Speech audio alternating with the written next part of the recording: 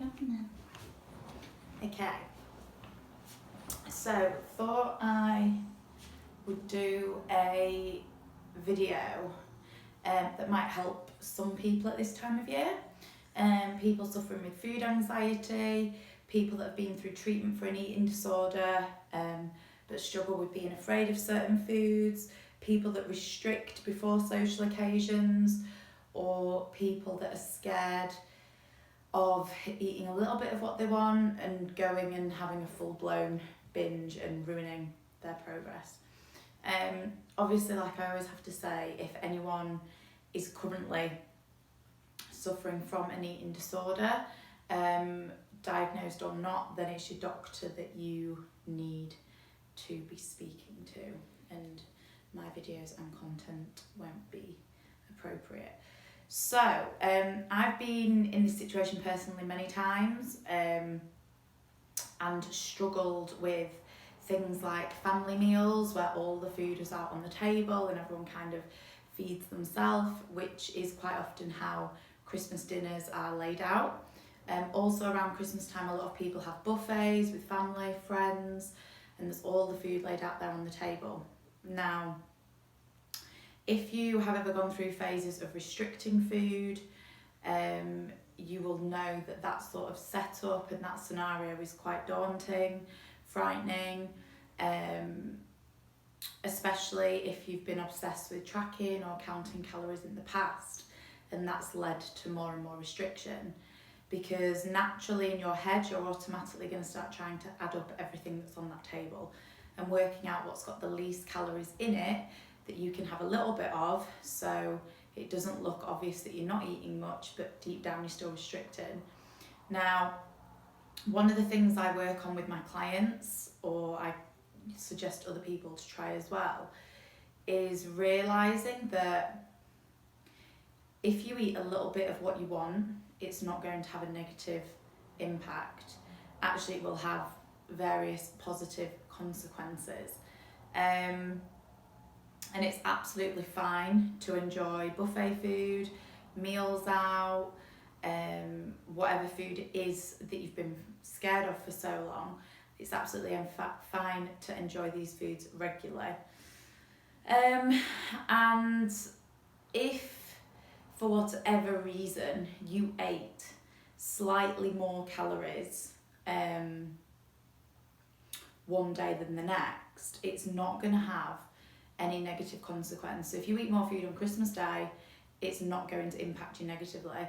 If you eat more food on Christmas Day, Boxing Day, the day after, again, long term, it's not going to have a negative consequence. And you almost have to push yourself and try and do it to prove to yourself that it won't. Because that overwhelming fear feels rational in your head until you prove yourself wrong. So you absolutely are going to have to step out of your comfort zone and try it. Because to me, you aren't living a full, proper, happy life if seeing a table full of food fills you with fear and dread, and that feeling of being frightened takes over the time spent with friends and family. You should be able to sit there, chat along with friends and family, eat a little bit of food as you go without the food being the centre point in your mind. And again, the way I explain it to some clients, if you were to eat an extra 300, 400, 500, 600 calories a day over the Christmas period, you aren't going to gain a drastic amount of weight. You're probably not going to gain anything. And if we think of this in the other way round, so say for a week you burned an extra 500, 600 calories a day, you wouldn't just lose weight after that week, because that's not how it works. You have to be consistently in a deficit to lose weight, like you have to be consistently in a surplus. And as well, a lot of the people that will be consumed by being frightened by this food, or that they can't let themselves eat what they really want and it all looks so nice and they wish they could have it but they're not going to let themselves, that's like punishing themselves. Most of the people in that headspace are either normal weight or underweight, so actually could probably do with gaining a few pounds.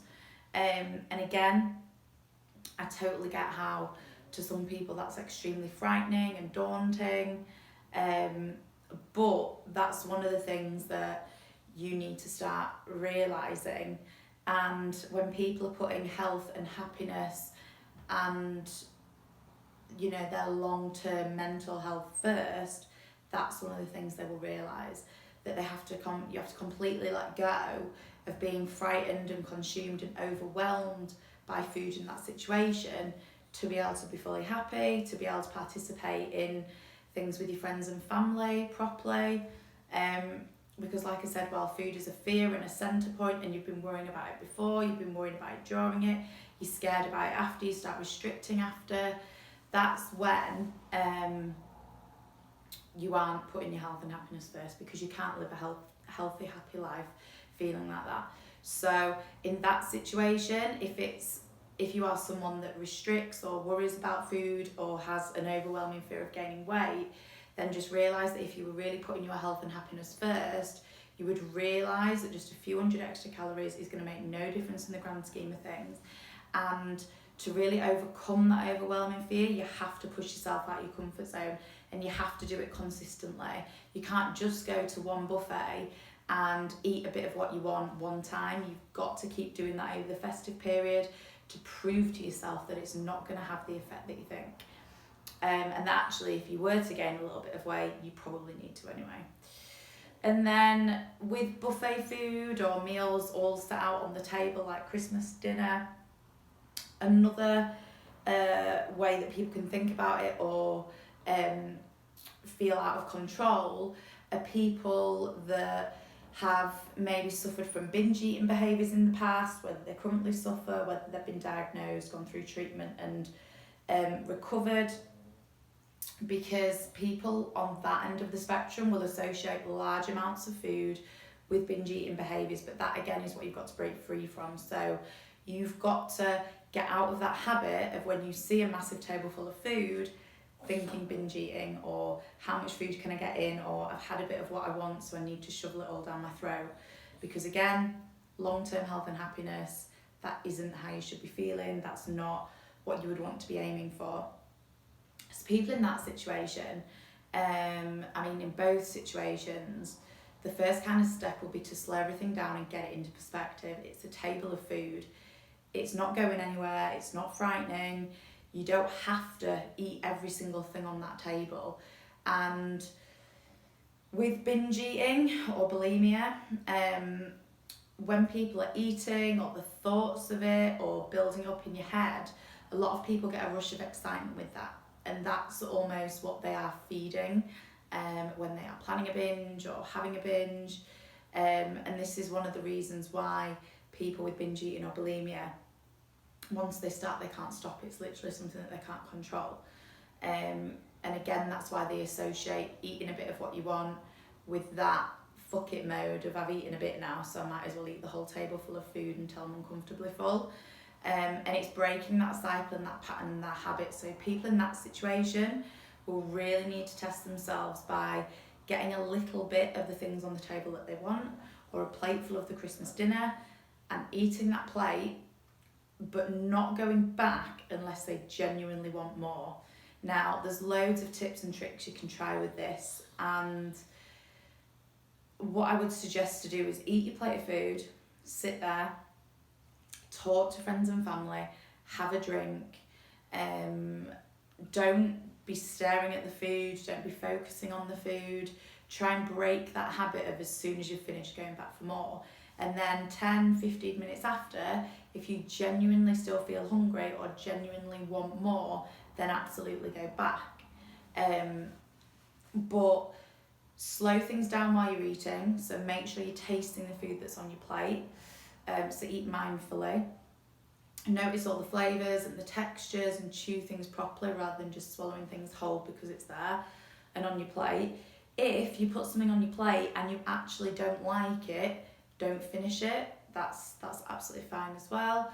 And as you're tasting stuff and trying it and you finish that part of it, if a natural binge reaction would be to go back for more and shovel it in, actually think if you genuinely want it, and think about when you were tasting that part of the food, did the second bite taste as good as the first? And sometimes when you've had a little bit of it, even if you're still hungry, you aren't actually fussed for that specific food.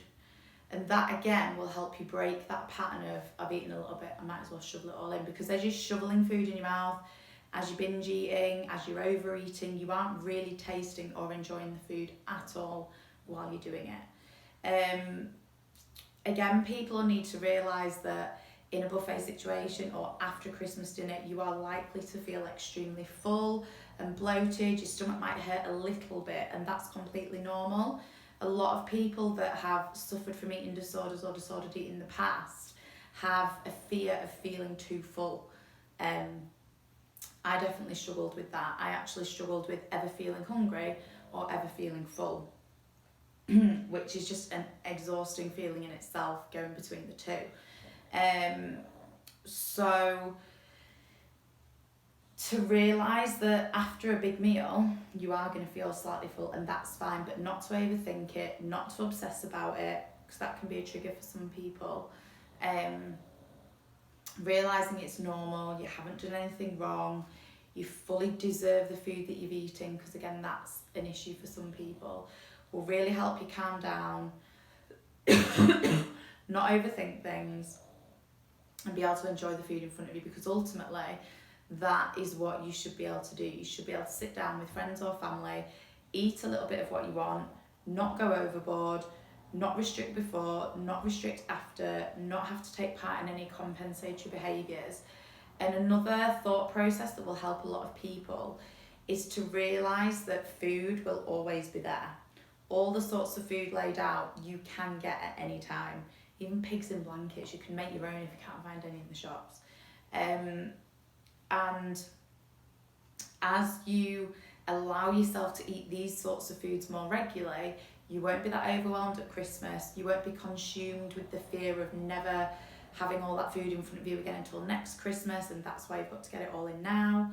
And it won't be as appealing if you eat bits of what you fancy all the time, because you'll be in more situations where you'll be eating foods that you enjoy. So again, it's not going to be that big massive build up to Christmas Day that you've been restricting for months and months before just so you can have a big blowout.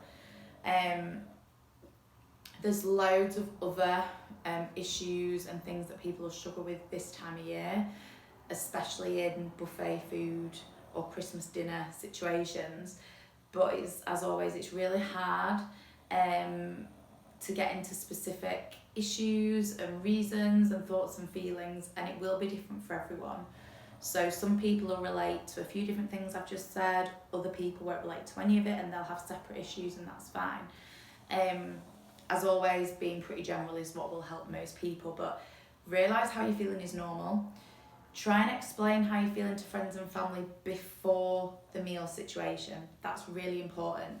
And explain to them that you want to try and eat a little bit of everything, but you don't want to go overboard. So you don't want to overeat, or you want to try some stuff that you've never tried before and you want to enjoy it. But explaining to them as well will make sure that they don't make any comments or they're not watching you, because like I always say, if you've struggled with an eating disorder or eating issues, your family have every right to be worried and concerned and to wonder what you're doing and why, because they have that fear of you going back to the old disordered eating behaviours. But by reassuring them that you are really trying and you need the help and support and opening up before, it'll take away a situation that might not be very nice when you're trying your hardest and a family member makes the comment. So yeah, I hope this video helps. Just know that it is a difficult time, especially for anyone that's had eating issues in the past. But every time you try and push yourself out of your comfort zone and try something new, or even if over the Christmas period you've been testing yourself more, it is mentally exhausting, but knowing that every time you try and you keep going, it's a small win that's just going to keep adding up until the point where you can get to a Christmas and it's not about the food. You eat what you want in moderation and you can actually enjoy the time with friends and family exactly how it should be. So as always, if anyone's got any issues or questions, then please just drop me a message, and I do hope that everyone has a really lovely Christmas.